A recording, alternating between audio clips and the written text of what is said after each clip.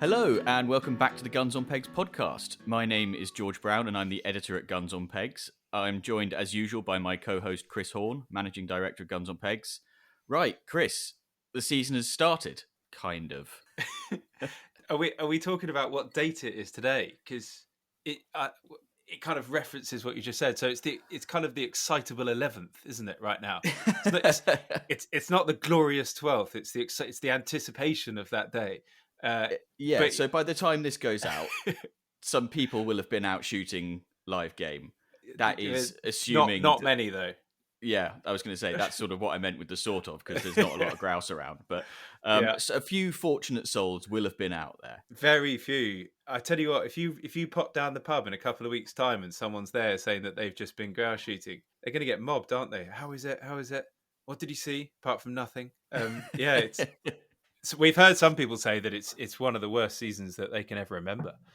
Pretty awful stuff, really. But without going to making it too serious, obviously it has a huge impact on a lot of others. But thoroughly disappointing, considering that this season is got to be the most anticipated season I can ever remember.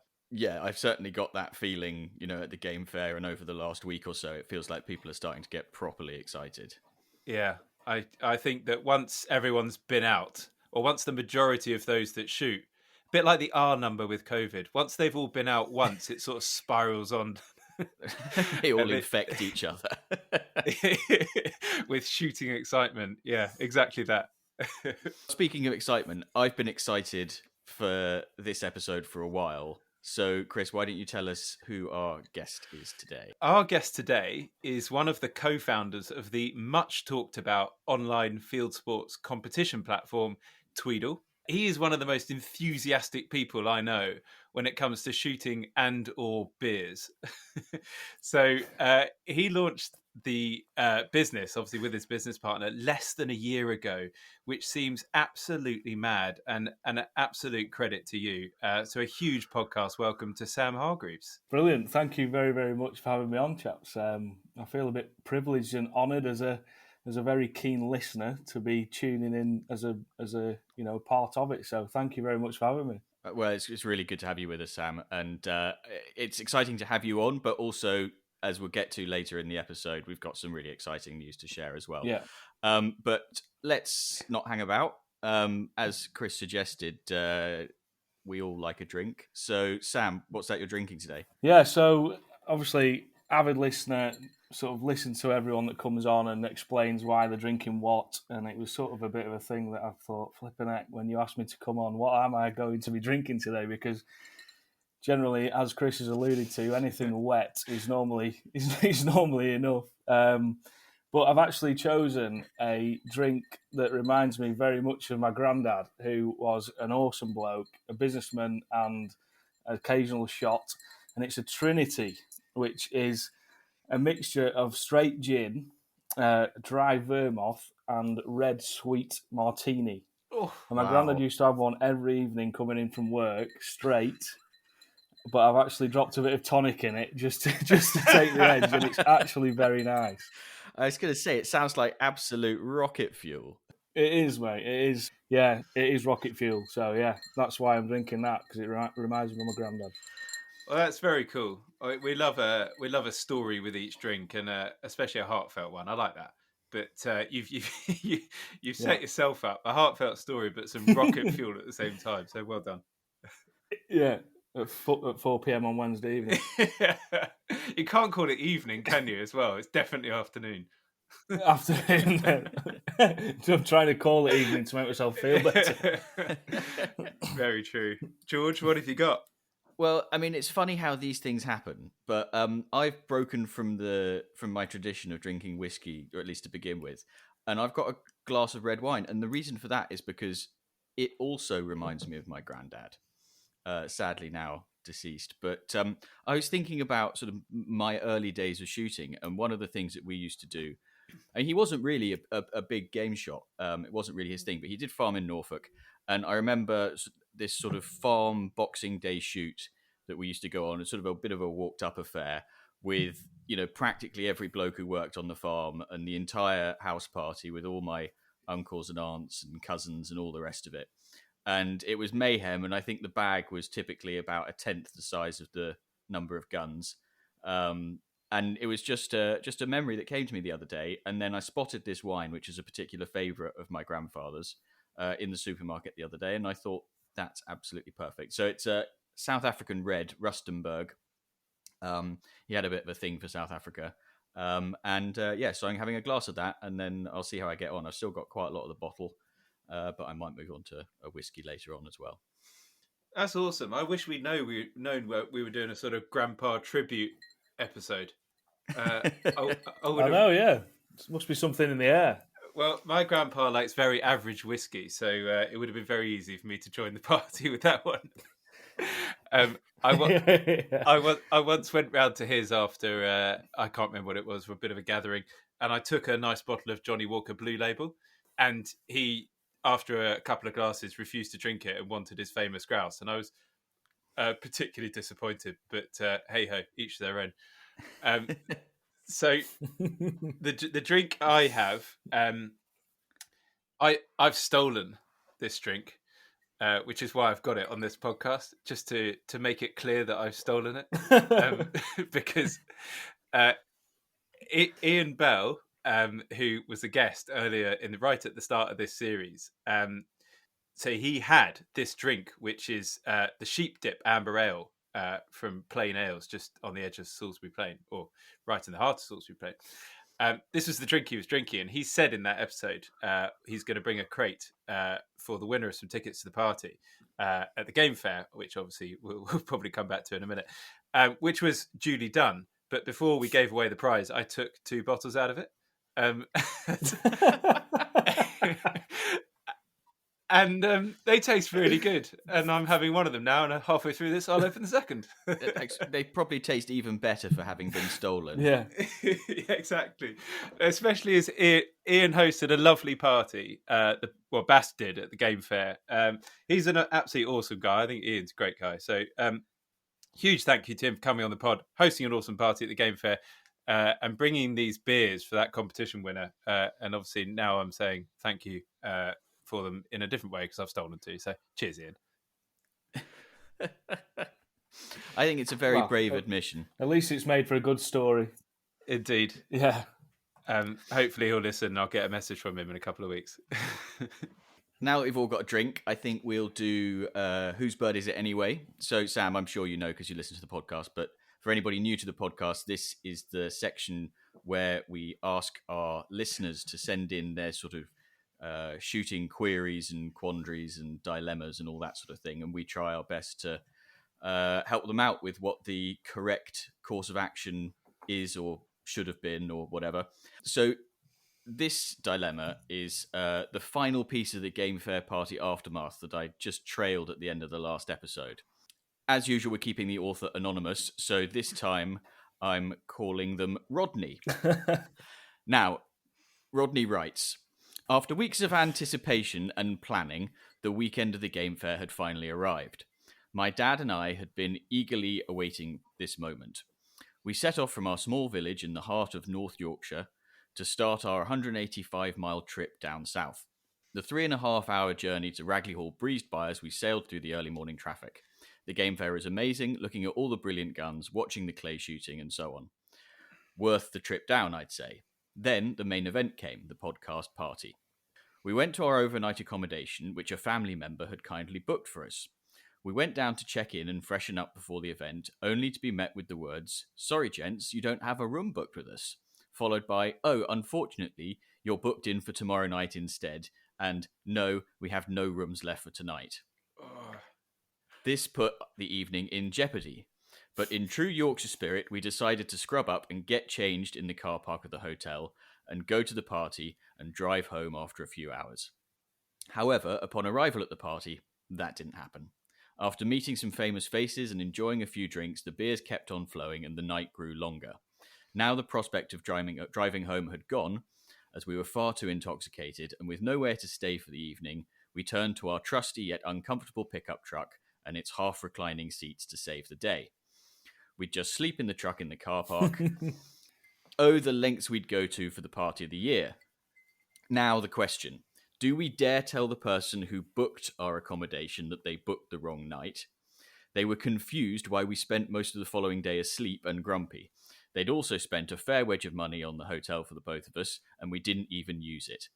What do I do? Oh dear. Good on them. That is a sticky one. Yeah. So I think there's an important piece of information missing here, right?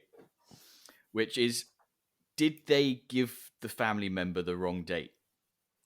Or is it the family member's fault? I want to know whose fault it is, because I don't think we can say, can we? I think they, judging by the tone of this email, letter, postcard, whatever it was, that they gave the right date, and this is a family member slip up. They've done very well to not mention it so far. That's the key thing here. I mean, if you were going to mention it, 10 a.m. on Sunday morning would have been about the right time, wouldn't it? In a fit of rage.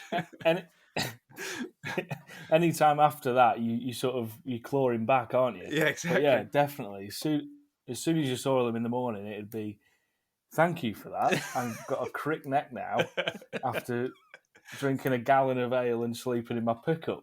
But fair play. Sam, were you sleeping on the stand at the game fair, or did you have a campsite spot? No, I had a campsite. I had a camper van behind the stand. So, yeah, not very quite. Posh. Yeah, well, not. Yeah, probably. Yeah, I'm glad I did. Put it that way. After 3 days, you need a bit of comfort, don't you? But no, He could have knocked me up. There was a spare bed. No good to be telling him that now. But. Yeah, they should have probably told us, because we could have got on the microphone at the party and asked if anyone can put these listeners up. That if this quandary had come out earlier, we might have been able to help. Now we're just talking about whether they sort of cause an internal family argument or not. Yeah. I mean, I think fair play to them, though. I mean, not only have they driven a bloody long way to come to the party, but then to have not bailed out when they realised they didn't have any accommodation, and then to have bitten the bullet and slept in the pickup. Yeah, I think they've done incredibly well. Yeah, so not bailed out when they realised they didn't have any accommodation, but then to say, oh, it's all right, we'll go to the party and then we'll head home, was a pretty, there was no way they were getting out of that party, eligible to drive a vehicle on the road. That was just a bad assumption of what was going to happen. Just by inhaling the air around you, they would have been drunk anyway, wouldn't they? Exactly.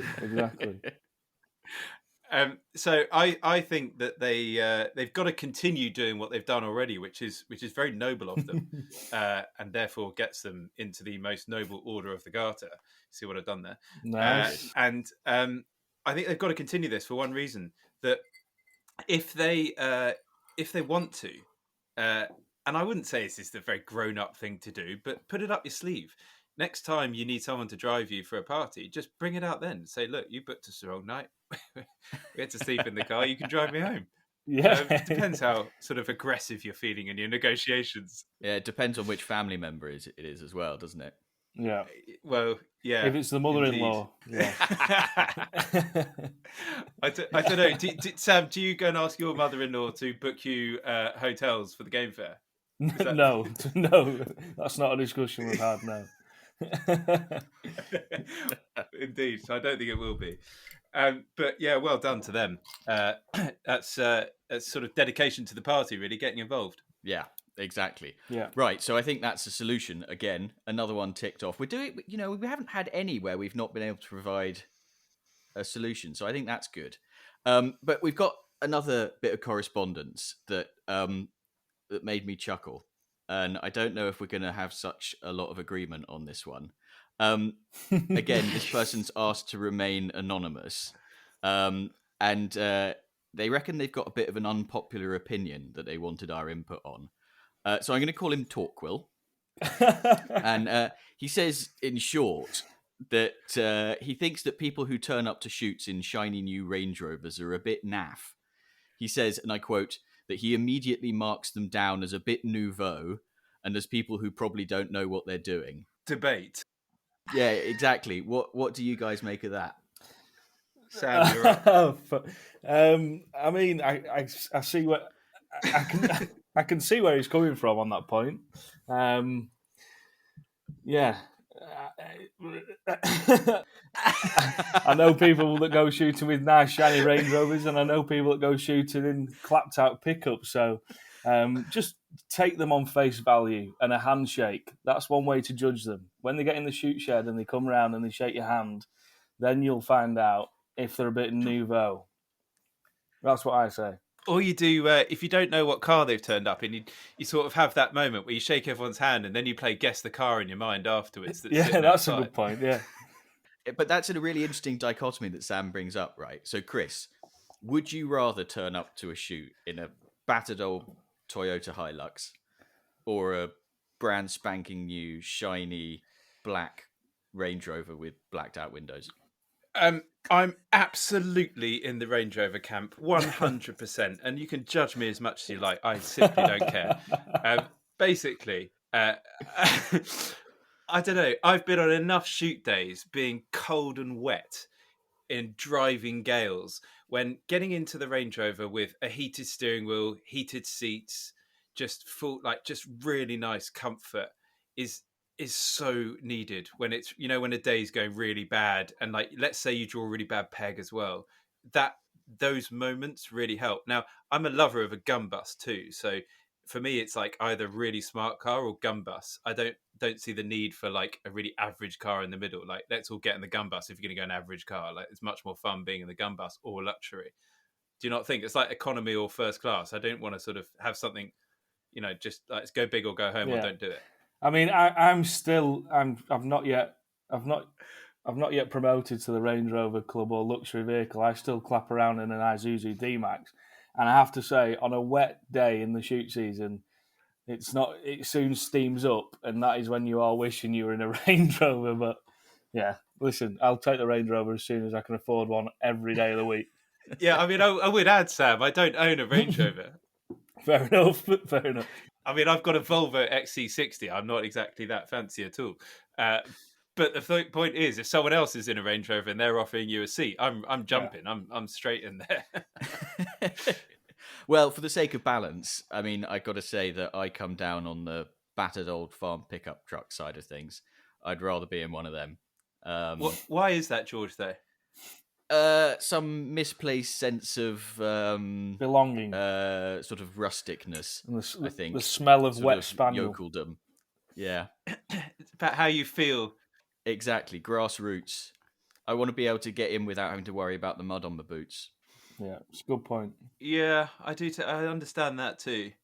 I don't know. It depends. I once got on a shoot with a friend who had a stretch Range Rover with a fridge in the middle, and the two back seats. That is nouveau. That is so nouveau. Yeah, exactly. It was a long wheelbase Range Rover and a fridge in the middle.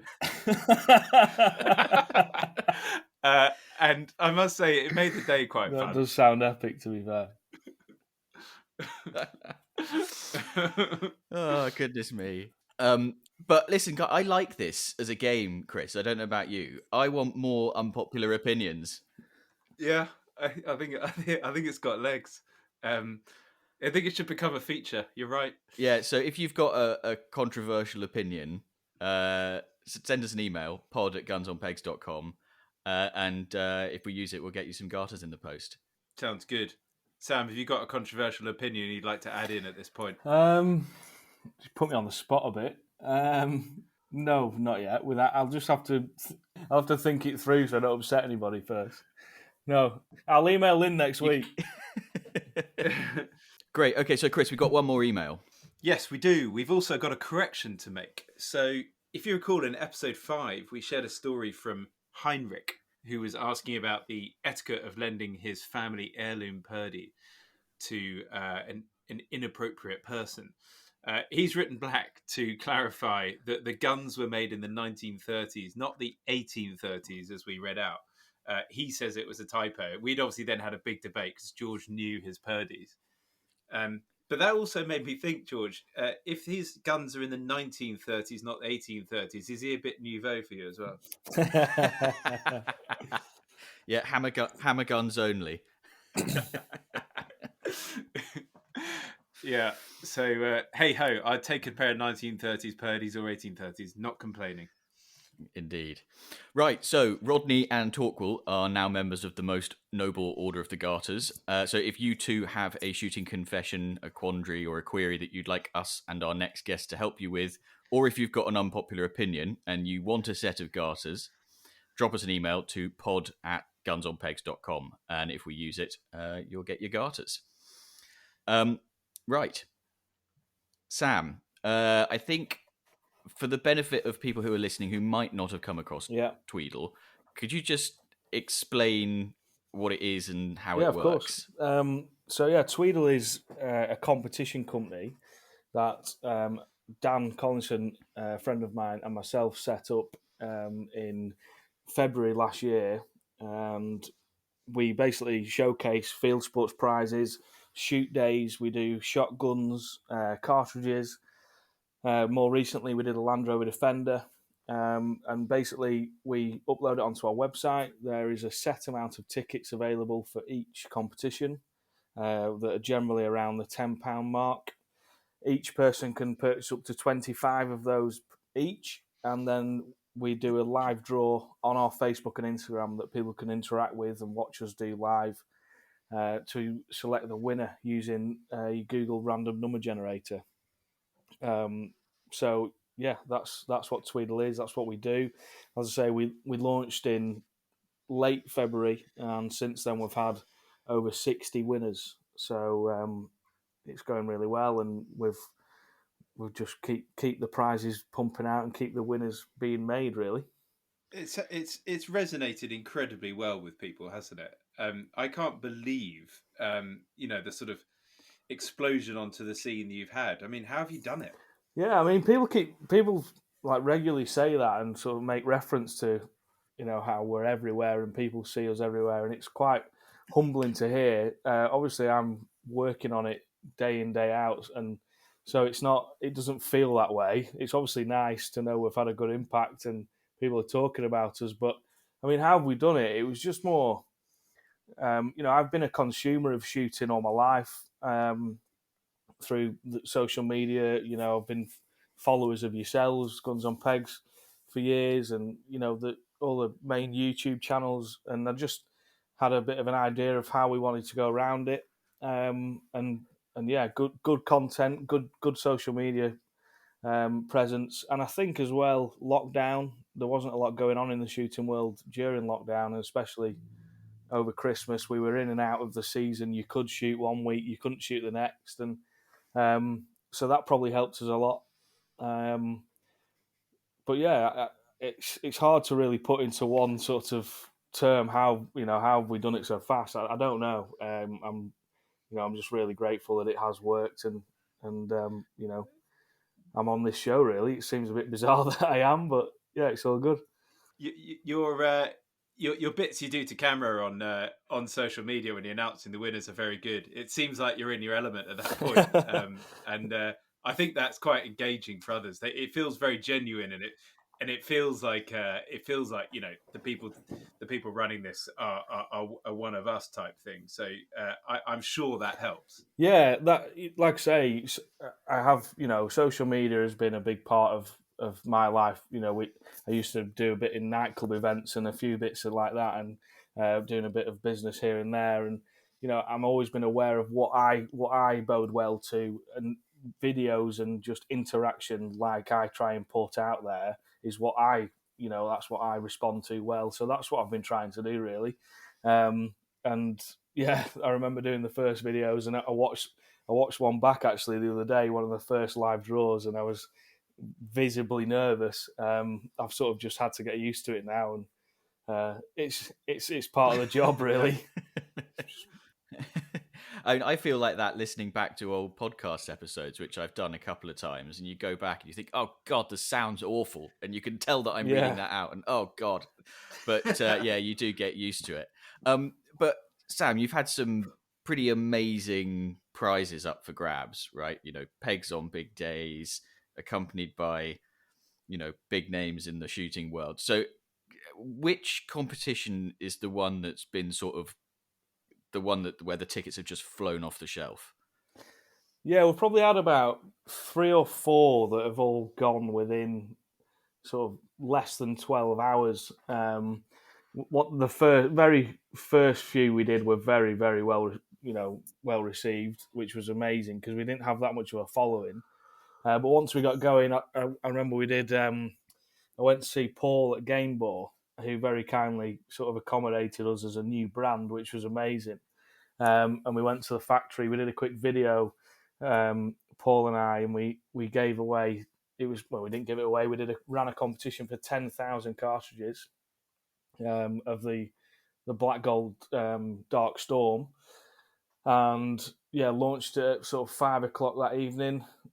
Went to bed and woke up and it had completely sold out, and there was 1,100 tickets, I think.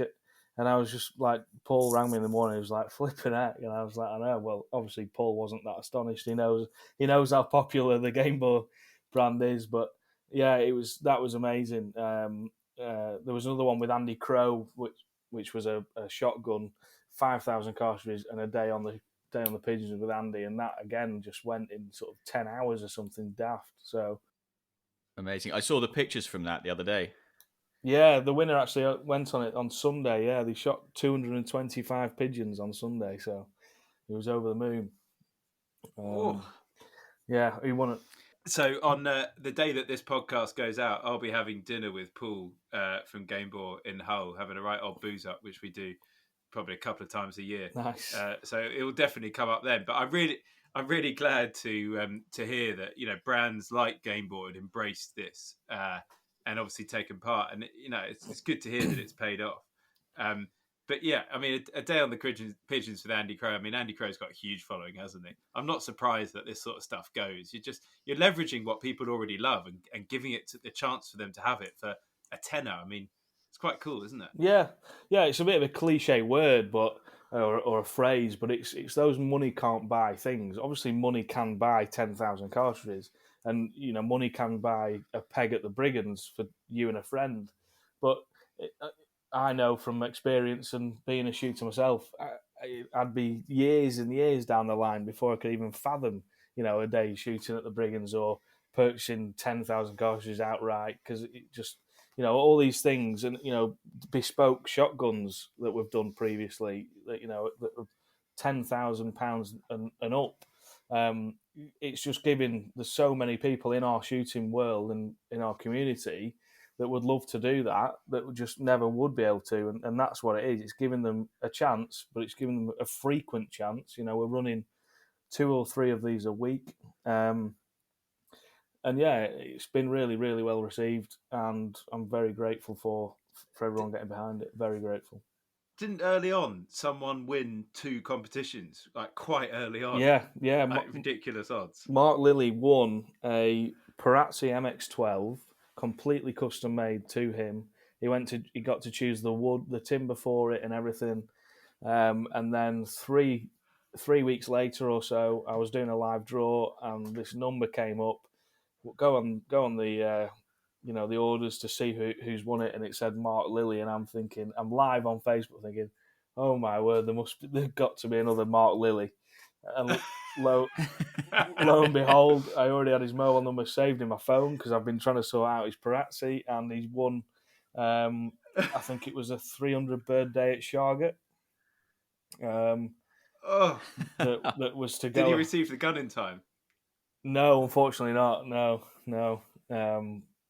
Because they take a while, don't they? The old Perazzis, especially with Brexit and whatnot, I think it's made a bit of an impact. But yeah, he had a day at Shargate, the accommodation included, and some other bits and pieces. But yeah, just unbelievable. It was one of those things where, well, we worked out the odds or something. It was something like 360,000 to 1 of that happening.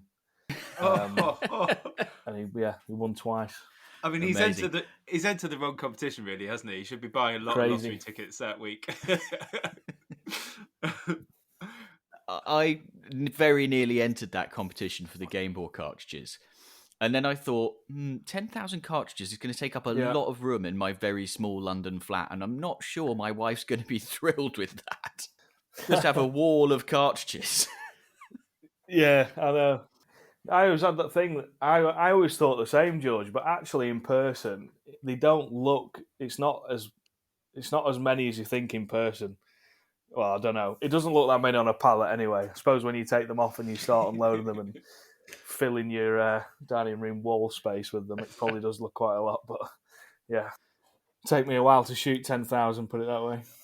I feel like we've got a lot of similarities with you. We as in Guns on Pegs, because and I don't know, you might dispute this, but when we launched, we were sort of met with a fair amount of suspicion and doubt because our concept was really new in the shooting world. The idea of Guns on Pegs back in 2007. Um, is it safe to say that the same applied when you launched last year? You know, competitions in shooting, this sort of stuff. Did you have critics? Yeah, I think everybody has a bit of a critic if you're launching an online sort of business. There's a few people now that are like, "Oh, I never knew about like this sort of concept," and it's like, "All right, okay." Before Tweedle, there was a million competition companies that mainly sort of give away cars and watches and lumps of cash or holidays. There's a lot of them online. There was a massive one that you used to see in in the airport terminals. Yeah, There might, where there was a car in the terminal and you buy a ticket. That it's the same. That's the same as what we're doing. It's the same concept. But yeah, we definitely had a lot of people going, and the negative comments on Facebook. Oh, don't enter that. It's probably a scam, and you're bound to get it. I know that, but yeah, probably not as much as you guys because the internet was new, wasn't it, in 2007? yeah. Um, but yeah, it's been on the whole very well received. So, Sam, I want to ask. So, you've already sort of slightly alluded to it, but you're obviously very passionate about shooting. Can I ask how you got into shooting in the first place? Was it like a family thing, or? Yeah, so I've grown up surrounded by shooting. My dad has shot for years with his mates, and as I said earlier, my granddad used to shoot not massive amounts, but he always used to go out with his brother and do a bit of goose shooting, a bit of wildfowling, and the odd driven day. And yeah, I was just always obsessed with it. I remember, from an early age, just wanting all the gear, all the wax jackets, all the anything I could get my hold of that was remotely shooting related. I was happy. And yeah, Dad was in a syndicate near home, and when I was about 12, then took on the local syndicate with his friend Kirk Wilkinson, who they both now run Dolphin Home Shoot, which is just near the Trough of Bowland. Oh yeah. If anyone's familiar with Lancashire, so yeah, it's a small-ish shoot, I'd say. Well, I say small. The average bag's probably 200, and partridge, pheasant, bit of duck, and yeah, it's more of a sociable shoot than anything. But I was always just in the midst of all that every Saturday, go out and help and do as much as I can in that world. And yeah, I love everything about it. I love the community. I love shooting in general. Um, yeah, that's really where it all started, I suppose. 200 as an average bag is actually quite large when we look at national averages. But I know what you mean. The reason I was saying it's relatively small to what I'm currently doing is because I'm tend to booking days with the likes of Water Prairie and Brigands and all these big shoots that for day to offer days on Tweedle. So yeah, it's not small at all, is it? 200. I've been on far smaller days. It was just yeah. So that's where it Yeah, all no, stemmed from. I know what you mean. So it's funny actually because there's a shoot up in not a million miles from there. I don't know if it's still running actually. Bleasdale. I don't know if you know it, but Yeah. It's a great shoot. that so that was a place that my dad and my grandpa and I would usually get taken with them in a very lucky way once a year before Guns on Pegs started, and it was the first time that people from the area we grew up, where we grew up in sort of Essex, Suffolk, East Anglia, essentially, started really travelling around, going to different shoots. And that's right at the start of the sort of Guns on Pegs history. And it just so happens it's down the road from the syndicate that you're involved in. And it was kind of one of those things that gave us this invigoration to really make a go of Guns on Pegs, because we realized that there's so many more places that people hadn't been to and that you could go to, because traveling just wasn't really the done thing, especially to awesome places like that. Yeah, no, it's very close to our shoot is Bleasdale. Yeah, it's a good shoot. So, Sam, has running Tweedle changed the makeup of your shooting a bit? Are you now shooting in these, exalted shoots, or are you comfortable with your syndicate place? And No, not at all.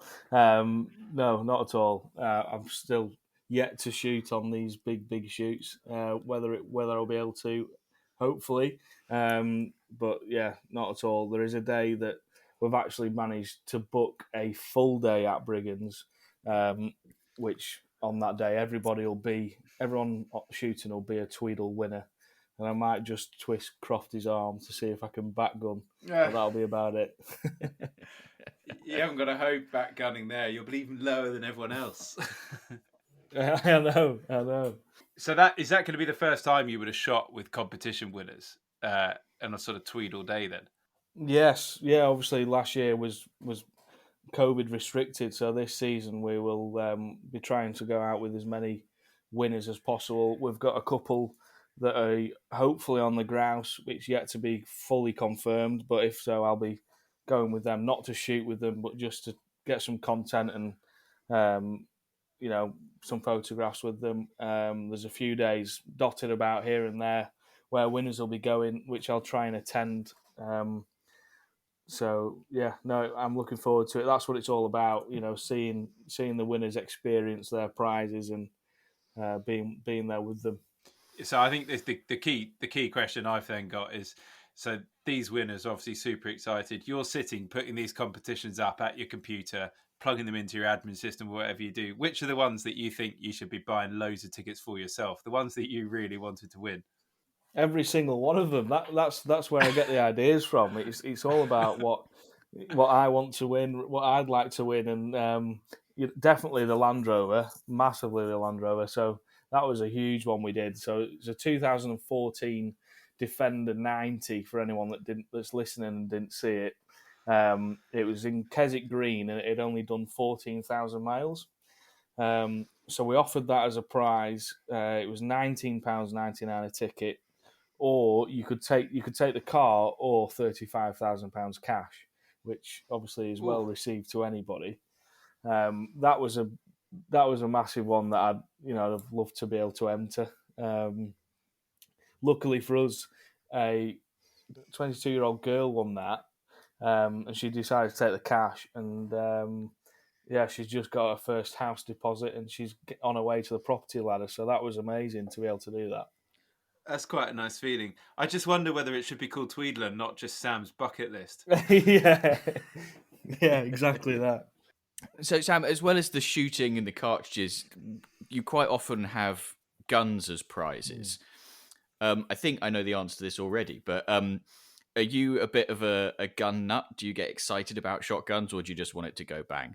I'd say I'm a bit in between. I'm not one of those that massively looks at what everyone else is shooting and clocks it and goes, "Oh yeah, I can see why they're using that for that reason." But no, I like a nice gun. I can appreciate a nice gun, and so yeah, like I said before, we've worked with Perazzi to do a Perazzi. We did a Krieghoff that was actually previously owned by Mark Windsor. Done a Blaser. We've done a few different bits. We've done a few, nice Brownings and Miracous. I like a nice gun, and I know everybody likes to have a nice gun. That's what it's all about, really. But no, I mean, I'm one of those that'll happily pick up any gun and shoot it. I'm not a stickler for a posh one. I think the reason George asked this question is because he's absolutely in the group of the people who just want their gun to go bang. That's not true. That's not true. That's not true. I've got a gun in mind that when I win the lottery or when my horse comes in at 100 to 1, that that I'd like to Yeah. have, but I don't get excited about the sort of technical side of it. Like I don't really know what it all means. What side did you think I was in before I answered? I would have said that the competitions would have started getting you revved up for these guns, and I don't know. Like, I'm only talking from experience here. Being exposed to all this stuff all the time only changes your boundaries and just causes you all sorts of problems going forward. I think if you're just a sort of consumer reading it in a magazine, it's okay. Like, you're a bit too close to it at times. Yeah.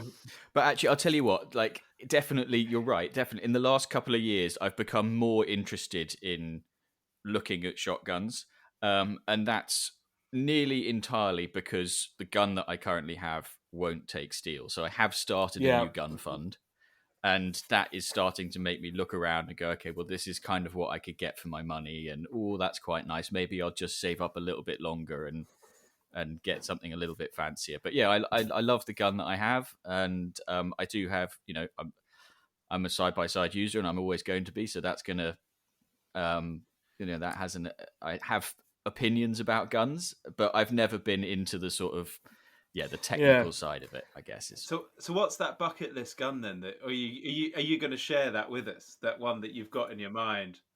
Yeah, I'd like I mean, if we're talking like money no object, I'd like a Holland Royal side by side. Deep scroll. Yeah.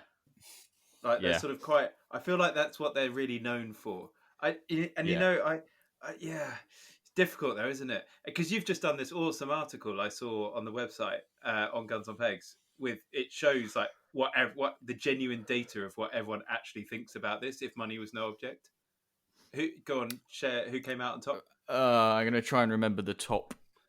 So it was Purdy came out on top. Then I think Holland, and then I think it was Beretta. Then Longthorn, and I can't remember who was 5. The meteoric rise of Longthorn. I think it's awesome that they're up there because they launched at the Game Fair in not long ago. I want to say no, I can't. I think I don't 2010. Yeah, something like that. That's awesome that they're up there. But obviously the staple names and Beretta again, like a lot of people know Beretta for the obvious guns like the Silver Pigeons and things like that. But go into their gallery and go and have a look at the SO10s. They are unbelievable, like genuinely. Chris, you do like a gun, don't you? Well, does it sound? Yeah, it does a bit.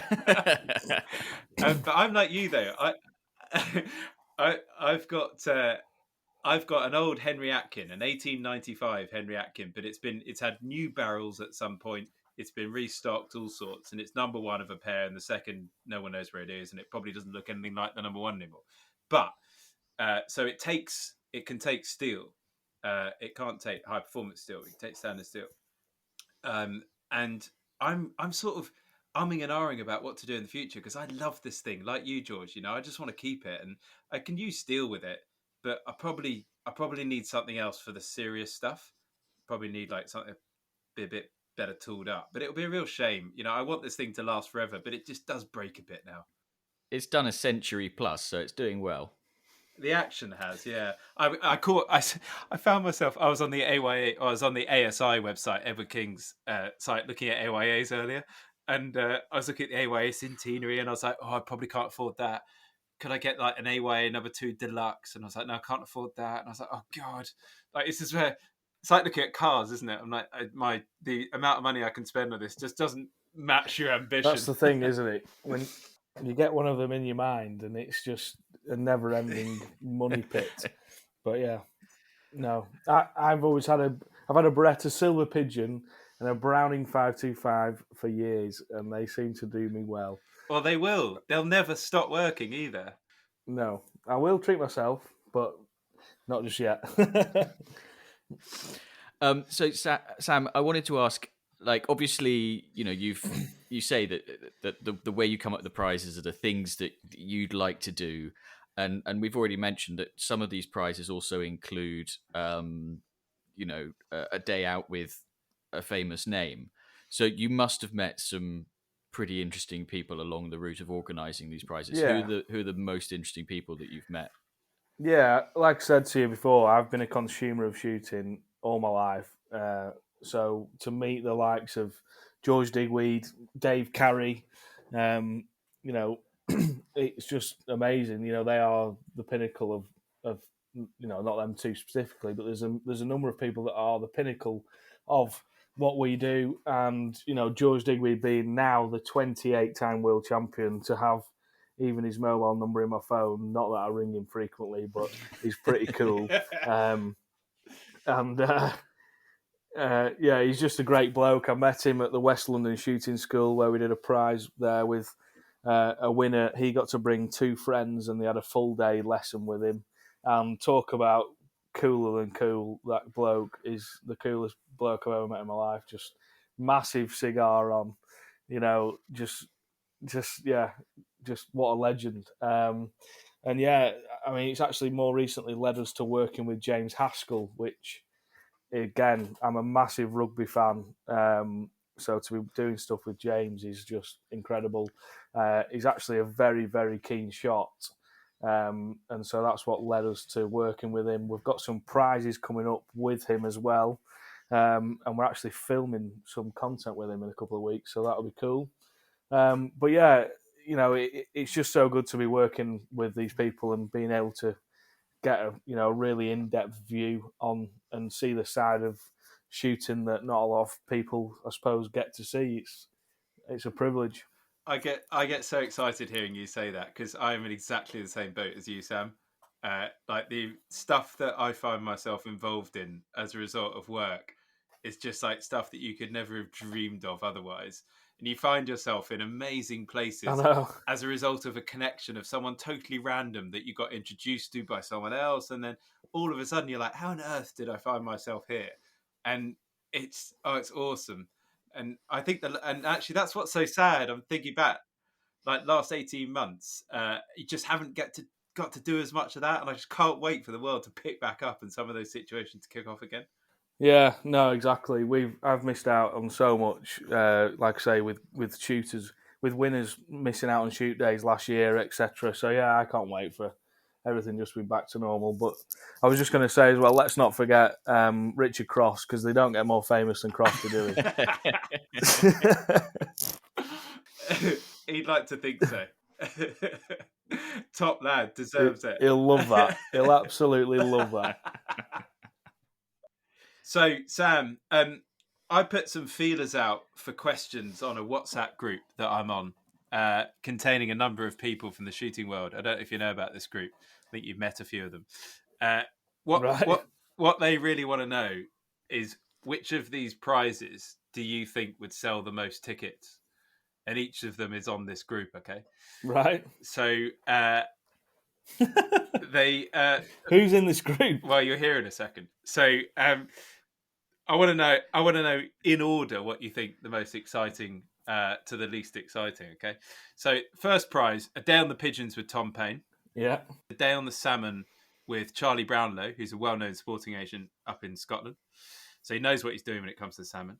A day testing the latest Schoffel gear with Marcus Janssen, who is brand director at Schoffel and Le Chameau. Yeah. Next one, a tour of Basque HQ at Marford Mill with Will Podkington, who's editor of Shooting and Conservation. I think we stuck him in it there. We've given him a rather tricky prize to sell that one. And the last prize is a bespoke shopping experience with self-acclaimed style icon and Shooting Times editor Patrick Galbraith.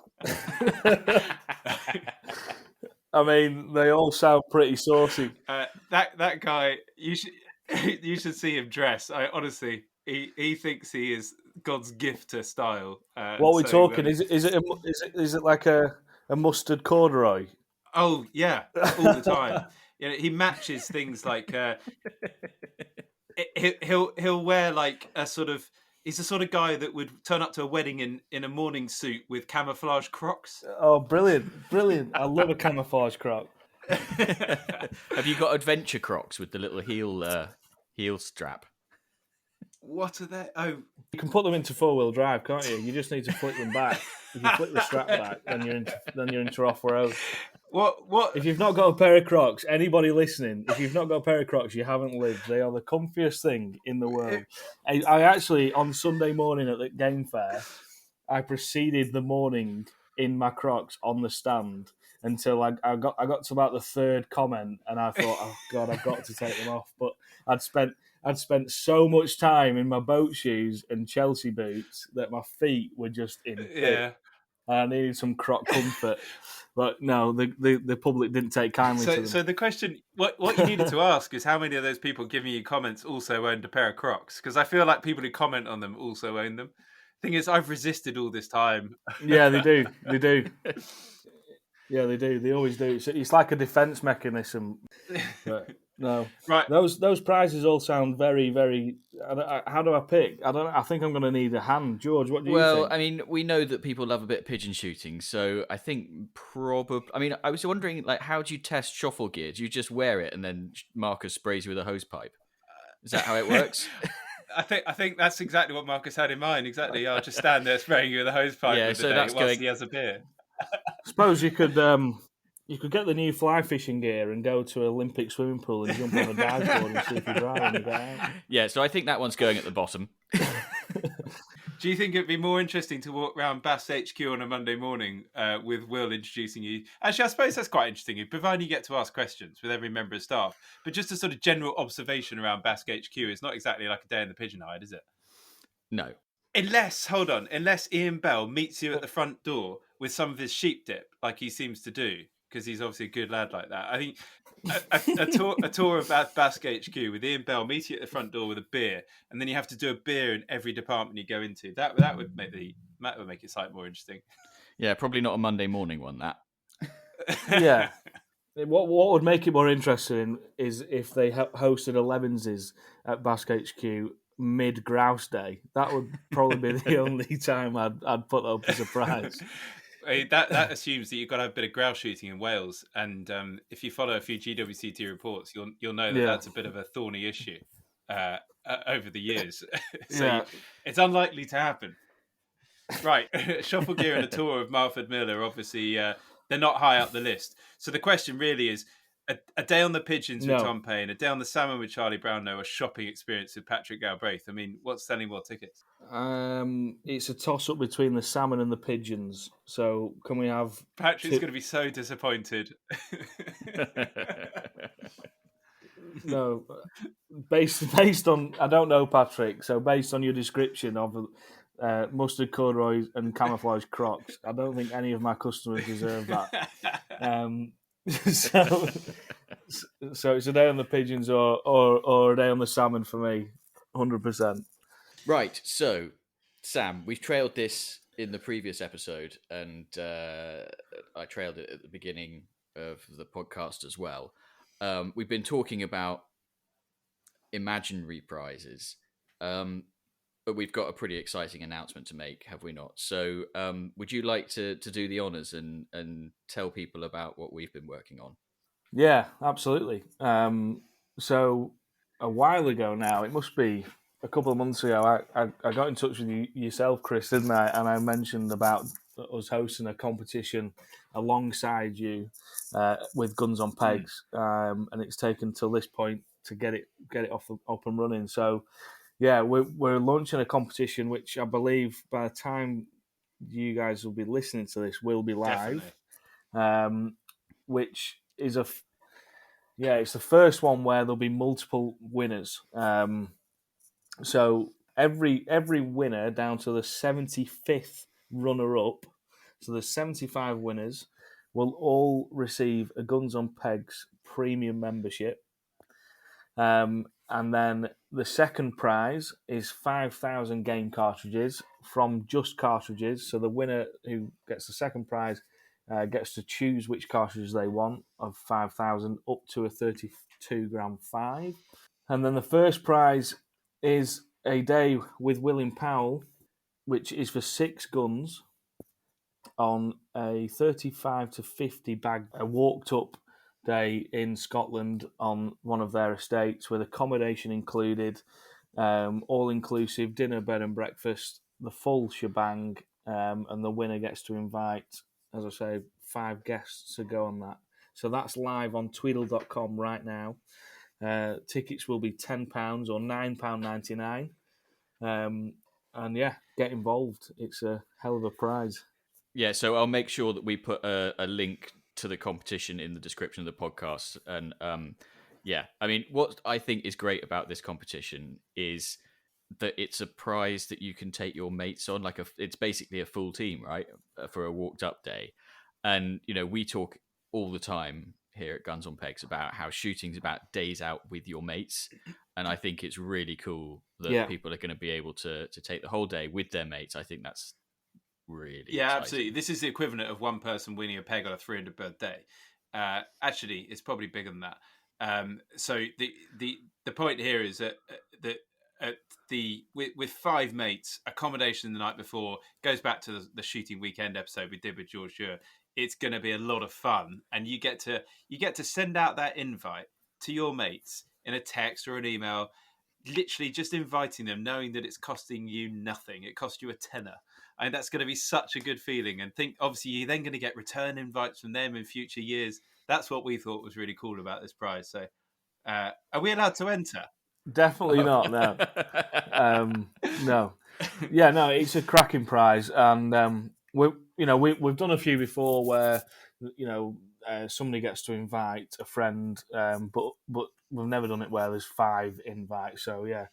Just imagine being able to, like Chris has just said, the invites you'll get back off your 5 mates that you've managed to take up to Scotland with accommodation and everything for a tenner.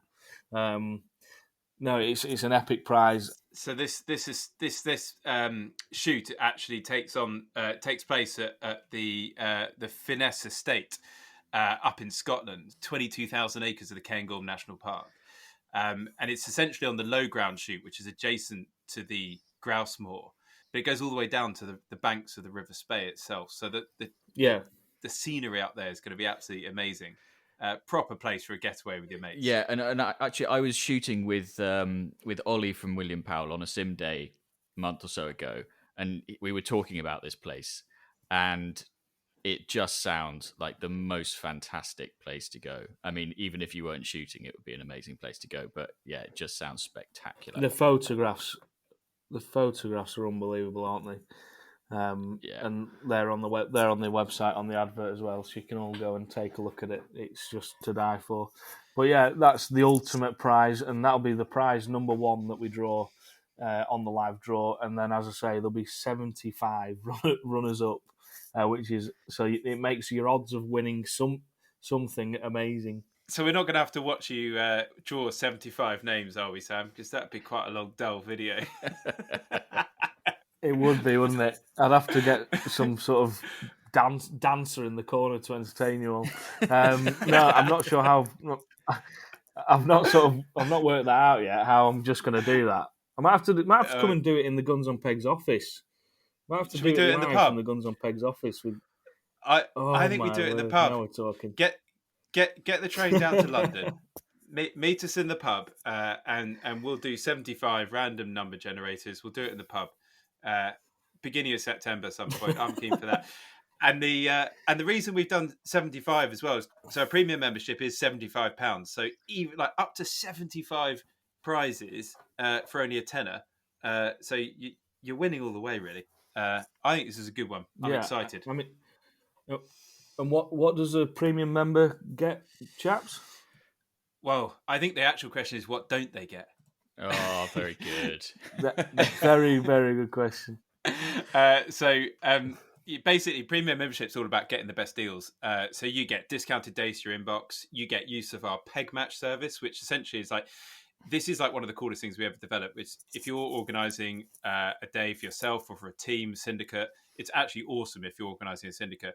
It allows you to contact all these shoots that aren't necessarily public on the website, and they basically get back to you. So instead of you having to do all the searching yourself, so Peg Match is really awesome part of premium membership. You can also read the magazines in there: Shooting Times, Field Sports Journal, The Field, Gun Dog Journal. Those are all in there in the digital versions. You can get early bird access. I mean, I'm going on and on. It's all about the best deals. It's awesome. Yeah, it's really love cool. it. It's really cool. Right, so we'll make sure that there's a link to the competition in the description of the podcast so that you can go and find it. It is really cool. We're all really excited about it in the office, and you guys should be too. So, Sam, I think that's a really nice place to round everything off. But as you know, we finish every episode by asking our guests to describe their desert island shooting. It's like one last imaginary day's shooting. Money's no object, logistics don't matter. So we want to know where you're going, what you're going to be doing, who you're taking with you. Knock yourself out. Yeah. Just don't be as obnoxious as Crofty on this one. Yeah, it's a big question, isn't it? And ever since you sent through the notes of what we were going to be covering, I have been trying to think about this in between juggling another few jobs. But I mean, as I mentioned before, Dolphin Home Shoot, which my dad runs, would be definitely the starting point where everyone would gather in the morning, have a sort of breakfast bar and a bit of champagne with slow gin. We'd do a couple of drives there. We'll probably do Melswood, which is just off like Harris End Fell, which means nothing to you, I know, but there's some nice pheasants come through a woodland there, which is a lovely drive. And then probably should mention who's coming, shouldn't I? Dad would definitely be there. A couple of friends from school, and then you boys might even wangle yourself an invite. Crofty maybe, just to mix it up. He's getting a few too many mentions actually, isn't he? Yeah, we'll have to cut them out. And then you just have to, wouldn't you? I'm trying not to be obnoxious, but you'd have to jump in a helicopter and go straight to the grouse moor and do at least 2 drives, come back to Dolphin Home Shoot, do a duck flight, because that is what has stuck with me and I've been doing for years and years. A duck flight in the woodlands there. There's a few little splashes we'd all get underneath, and then head to the Inn at Whitewell, which is a pub right in the Trough of Bowland, where every shooter and his dog sort of always ends up every night of the week in the shoot season. There's always a team of guns in there, and the atmosphere is awesome. So yeah, that is what I'd do, I think. That sounds amazing. I mean, you instantly get brownie points because in, what are we now, 27 episodes, I don't think anybody suggested that we might get an invitation. I think Chris was involved in Crofty's day as a loader. So yeah, I mean, instant brownie points. Well, they are, chaps, they are. So I thought, oh, good, we've got another nostalgic one here, going down the sort of family route. Basically, my last day would be one that I could do any Saturday type thing, which are always lovely. But then you sort of dropped in the helicopter to the grouse moor halfway through the day, and I thought, yeah, it's a proper desert island shooting. But you finish back at the little shoot. No, it sounds like a good day. Great. Right. Well, Sam, thank you so much for joining us. It's been really interesting. Really super excited about this competition as well. I hope that everybody listening has enjoyed the chat and finding out a bit more about you and Tweedl and how that's all come about. Chris, anything to add? No, all good. I'm looking forward to seeing pictures of Sam drawing a prize on social media in his podcast garters. That's all. Hey, that's a point. I forgot about that. I can't wait to receive those. Can I wear them on my head, round my head? You can do what you like with them. It just requires me getting good at admin and actually getting them in the post. So I must apologise to listeners from previous episodes that haven't had theirs yet. I'm just very busy. So, but anyway, it's on my list, my to-do list for tomorrow. So no, chaps, thank you very, very much for having me. As I said, I was privileged to be asked, and I appreciate it very, very much. And as George says, the competition is live on the website right now, tweedle.com. So if you're listening, head over and grab a ticket. Who knows, you could be shooting with 5 of your buddies for a £10 ticket. Very, very professional. Great, Sam, it's been wonderful. So everyone, before we go, as usual, there's a final reminder that you can get your hands on a pair of the aforementioned Guns on Pegs podcast shooting stock garters by sending us your shooting dilemmas to resolve, letting us know where you've been listening from, or by sending us your unpopular opinions. drop us an email to pod@gunsonpegs.com, and if we use it out on the next episode or any future episodes, we'll get your garters in the post eventually. Don't forget to go and get your tickets to the competition. And again, finally, just a huge thanks to anybody who's left a review or a rating after the previous episodes. It helps us to reach more people and it makes us feel nice. So if you haven't done that yet, do go and do that, please. Or just subscribe on your podcast platform of choice. We'll be back in a couple of weeks with another episode. But until then, thanks very much for listening and goodbye.